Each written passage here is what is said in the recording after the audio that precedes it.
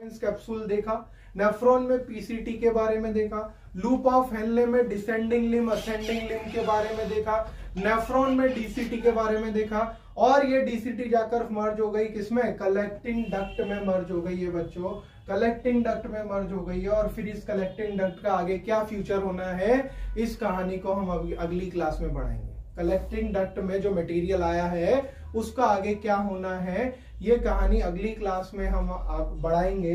अभी सिर्फ नेफ्रॉन के स्ट्रक्चर के बारे में ध्यान देना है कि नेफ्रॉन के कितने पार्ट होते हैं, 4। सारी दुनिया 5 बताएगी बच्चों, हमें ध्यान रखना है 4 पार्ट। क्यों सर ये कलेक्टिंग डक्ट नेफ्रॉन का पार्ट क्यों नहीं है? मैंने बताया कलेक्टिंग डक्ट अगर नेफ्रॉन का पार्ट होता तो हर नेफ्रॉन के पास अपनी खुद की कलेक्टिंग डक्ट होती, लेकिन ऐसा नहीं है। एक कलेक्टिंग डक्ट में कई सारी डीसीटीज आकर खुलती है, तो किसी एक नेफ्रॉन का पार्ट कलेक्टिंग डक्ट नहीं है, तो collecting duct is a common part. तो नेफ्रॉन के मुख्यतः 4 पार्ट होते हैं, कौन कौन से? Bowman's capsule, PCT, loop of Henle and DCT. Bowman's capsule is A double layer structure. कितनी लेयर की बनी है बच्चों? 2 लेयर की। हमने पढ़ा है Bowman's capsule is A double layer structure, 2 layer की बनी हुई स्ट्रक्चर, जिसकी हिस्टोलॉजी क्या है, सिंपल स्क्वामस एपिथेलियल टिश्यू। कौन से टिश्यू पाए जाएंगे बच्चों? Simple squamous epithelial tissue. Tissue हमेशा क्या होते हैं, ग्रुप ऑफ सेल।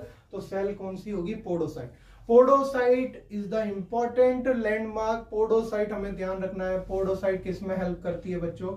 फिल्ट्रेशन में। ये ब्लड जो फिल्टर होकर आएगा वो इसी में से तो गुजरेगा, और इसमें से गुजरेगा तो ये उसी को गुजारेगी जिसकी जरूरत इसमें से नहीं होगी। यानी कि जो ब्लड के अंदर क्या होंगे, टॉक्सिक सब्सटेंस होंगे, वो पास होंगे, या वो मटेरियल पास होगा जिनका पोर साइज से छोटा साइज होगा। कौन कौन सा है वो मैं बताऊंगा। जैसे वाटर पास हो जाएगा, क्योंकि वाटर का साइज छोटा साइज है, वो पास हो जाएगा। इसके अलावा जो प्रोटीन्स हैं, प्रोटीन्स भी पास हो जाते हैं, लेकिन उनको पोडोसाइट वापस भेज देती है, रिपेल कर देती है। वो कैसे भेजती है वो बताऊंगा। नेगेटिव मैकेनिज्म चलती है वहां पे, क्योंकि पोलर सब्सटेंस है, ये पोलर सब्सटेंस को क्या कर देती है, पोडोसाइट वापस से रिपेल कर देती है। इसके अलावा ग्लूकोज पास हो जाता है, लेकिन ब्लड के यूरिन में नहीं आता। यहां से पास हो जाता है लेकिन यूरिन में नहीं आता। कहानी बीच में ही क्या हो जाती है, वापस पूरा का पूरा रीअब्जॉर्ब कर लेती है।